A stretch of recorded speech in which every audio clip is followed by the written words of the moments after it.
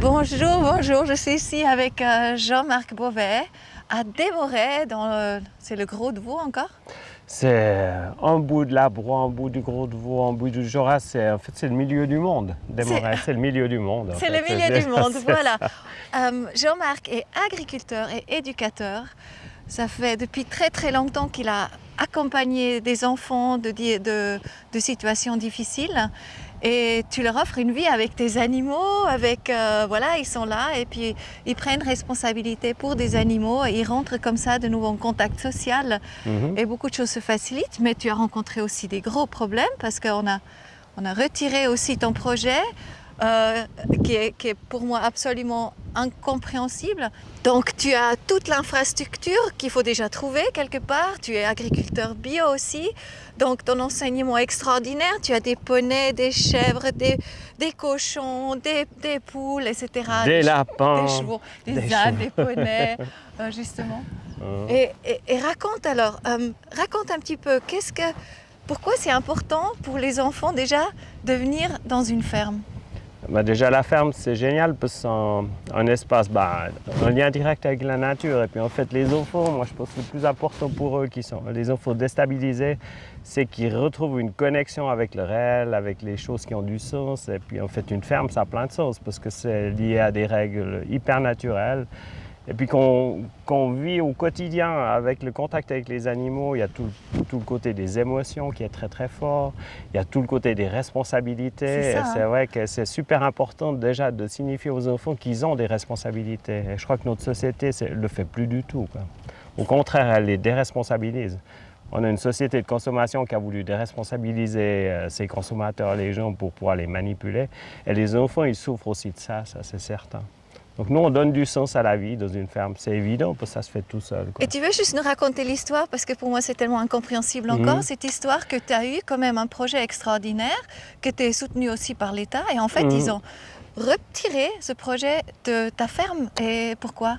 C'est assez difficile à expliquer. Il faudrait demander aux gens qui ont pris cette décision. C'est vrai que nous, ça fait 18 ans qu'on a ce projet qui fonctionne très bien, qui est un projet modèle, qui a Les été enfants repris. t'adorent, il y a C'est plein de clair. progrès. On a eu plus de 150 enfants qui sont venus, donc on a vraiment une expérience. Je pense qu'on avait une reconnaissance de la part de l'école, de la part des parents, de la part de tous les intervenants.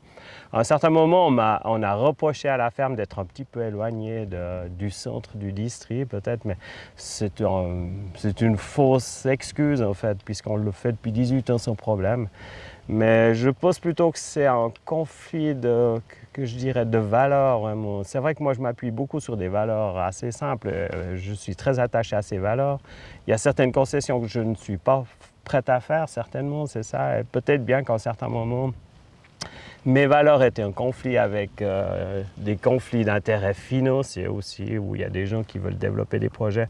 Le social, c'est devenu aussi une industrie, hein, ça c'est sûr. Et moi, je me bats un peu contre ça. J'aimerais des plus petites structures, plus proches des gens qu'on accueille, plus proches de la nature. Et c'est vrai que je me bats pour ça maintenant assez hardiment. Puis je pense que je l'ai payé d'une manière ou d'une autre, quoi. Oh ben dis donc, toi, tu veux passer.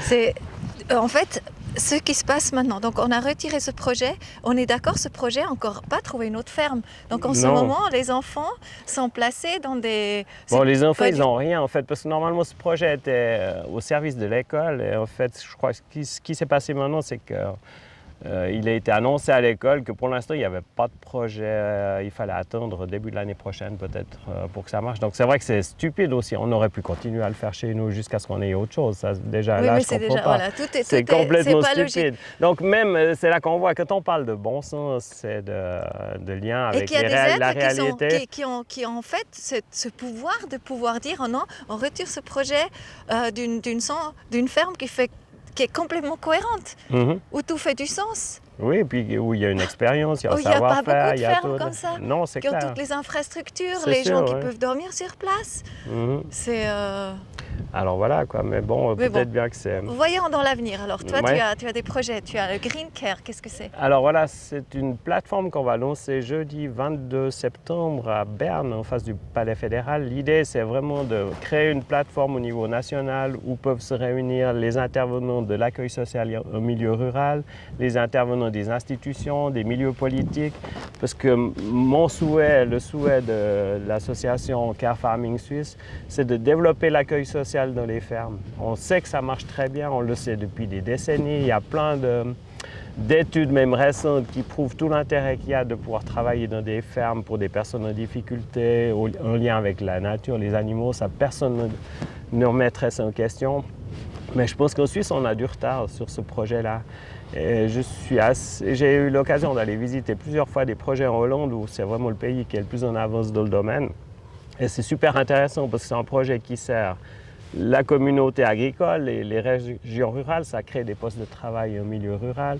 Ça sert les intérêts des gens qui ont des besoins sociaux parce qu'il n'y a rien de mieux que de travailler dans une ferme. Qu'est-ce que c'est exactement comme proposition? Donc, de tout genre, en fait. L'idée, c'est de créer des lieux d'accueil dans des fermes ou dans des villages en lien avec la nature pour accueillir toutes sortes de gens, des personnes âgées. Là, il y a un énorme potentiel. En fait, on se trouve dans une société qui va manquer de place pour les personnes âgées avec des débuts de difficultés au niveau des maladies mentales et tout. Et j'ai vu des projets extraordinaires où ces personnes-là étaient accueillies à la journée sur une ferme, s'occupaient des petits animaux, avaient des petites tâches. Ces gens-là, grâce à ça, ils ont le sentiment d'être encore utiles, ils sont intégrés dans la ferme. Ce n'est pas des gens qui sont pris en charge, c'est des gens qui ont le sentiment de venir aider.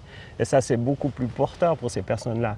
Et au niveau de la santé, ça les maintient beaucoup plus longtemps en bon état de santé. Aussi, on développe des projets, bien sûr, souvent dans des fermes où on produit de l'alimentation. Donc, c'est aussi nettement plus intéressant puisqu'on alimente les gens beaucoup mieux. Ils peuvent participer à la confection de leurs repas. Il y a plein de choses qui sont toutes simples et qui existent déjà dans la ferme. On n'a pas besoin de créer des ateliers particuliers. Mais c'est exceptionnel. C'est clair. Et en plus, l'agriculture se développe dans les zones rurales. Dans les zones rurales, le mètre carré, le mètre cube est moins cher. Donc, la société a tout à y gagner. Non seulement c'est intéressant du point de vue de l'accueil, mais c'est aussi très intéressant du point de vue économique. Mais c'est vrai que je me rends compte quand même que maintenant, on arrive un peu en confrontation avec un système, avec une industrie du social carrément, où il y a des grosses institutions qui investissent beaucoup d'argent pour accueillir. Et en fait, d'un côté, on veut faire ça parce qu'on sous-entend que ce sera plus rentable de tout rassembler dans des grosses structures, mais en fait, d'un autre côté, personne n'a envie d'aller dans ces structures. Qui aurait envie d'aller dans un camp de concentration de personnes en difficulté? Mais c'est presque ça, quoi. Si on veut être là, dans la nature, avec les animaux, ouais. c'est beau ça. Mm-hmm. Oh là là. Mais c'est vrai que là, les choses se font naturellement, puis elles sont à disposition. Puis en plus, ça permet de... Moi, je vois aussi ça permet de recréer des postes de travail dans des zones rurales, parce que l'agriculture emploie de moins en moins de monde, malheureusement. Et c'est vrai que tout d'un coup, il y a aussi de la place pour des éducateurs, pour accompagner les personnes qui peuvent habiter près de leur lieu de travail. Donc, il y a toute une économie circulaire qui peut tourner là autour. Et ça, c'est super intéressant aussi. Donc là, de toute façon, c'est l'avenir. C'est l'avenir. En fait, c'est le monde de demain, c'est certain. Et je pense que le problème qu'on a maintenant, c'est de le faire comprendre aussi au milieu agricole où, dans une forme de conservatisme, je sens quand même pas mal d'agriculteurs qui se méfient de ces théories nouvelles, de ces jeunes qui veulent changer le monde. Mais de toute façon, l'agriculture fera partie de ce nouveau monde, puisqu'on ne peut pas faire sans nous. Je pense qu'ils ne se rendent pas compte encore de leur chance que c'est, parce que jusqu'à maintenant, les agriculteurs, ils bossent du matin très tôt jusqu'au soir très tard. Ils ont très peu de reconnaissance. C'est vrai, parce qu'en fait, ils ont aussi été victimes du système de l'efficience, du toujours moins cher, toujours plus fort. Et tout. Puis en fait, c'est une course à laquelle on perd de toute façon. C'est ça.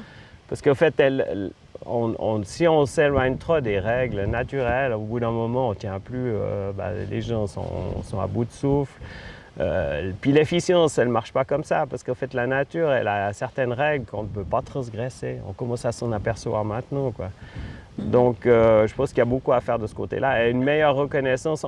Ce que j'essaye de mettre en avant aussi, ça fait maintenant 3 ans que l'agriculture court derrière des initiatives qui l'attaquent sur l'utilisation des pesticides, sur la détention des animaux.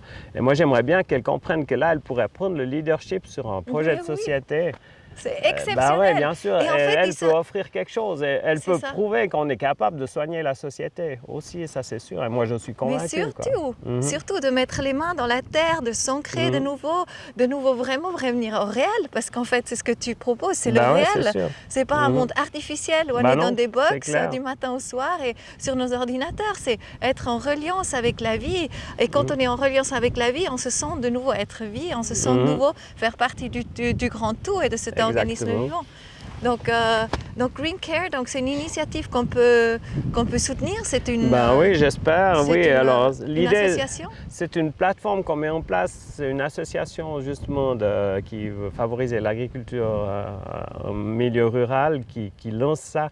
Mais Green Care, ce sera la plateforme qui doit rassembler tous les intervenants et qui devrait permettre de mettre en place aussi des règles de qualité pour l'accueil, des contrôles, parce qu'on sait bien, c'est clair qu'on va pas...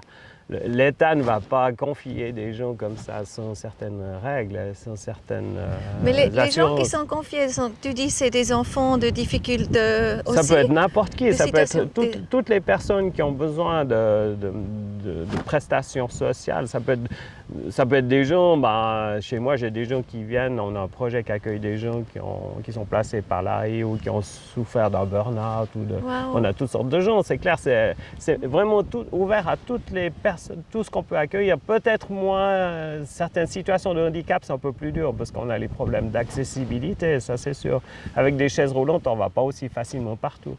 Alors à ce moment-là, il faudrait aménager des fermes aussi plus accessibles.